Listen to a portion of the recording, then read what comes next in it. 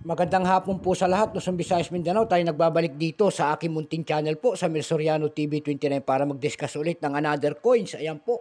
At ito ay ating hilig, kaya nga nandito tayo.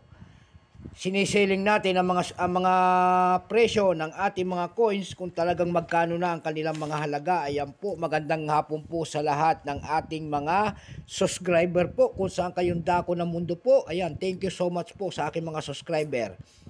Yun naman hindi nakapag-subscribe dito sa aking YouTube channel at gusto nyo ang ganito mga topic po about coins, ang ating dinidetalye one by one po kung magkano na ang kanilang mga presyo sa online selling natin.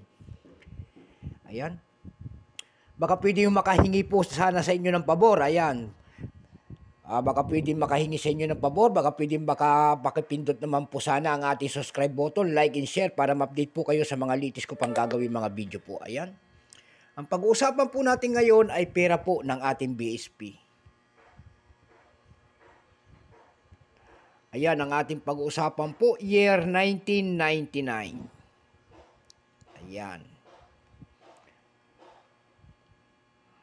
Year 1999 po ang ating pag-uusapan. Ayan po. Makikita nyo po ang isang imahe ng isang lalaki. Ayan po, nakaharap po sa kanang bahagi. Ayan. And then sa kanyang harapan po, nakalagay po ay 5 pesos. Siya po ay si Emilio Aguinaldo. And then year, 39 po. Nalaglag pa ang 39. 39 po, year 1999, and then mint mark. Ayan po, and then Republika ng Pilipinas. Ayan, and pagkatalikod doon, makikita ho natin ang imahe ng year 1993. Ayan po ang pagtatag ng ating Bangko Sentral po, year. Kung tawagin po yan ay Central Bank Seal within Circle and Gear.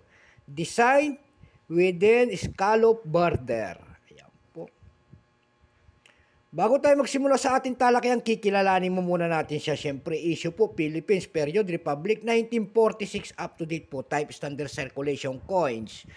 Years 1995 hanggang 2017, value 5 pesos po. Currency piso 1967 up to date po. Composition po nito ay nickel brass. May bigat po itong 7.7 grams. May haba pong 27 mm. May kapal po naman itong 1.78 mm. Hugis po, syempre bilog.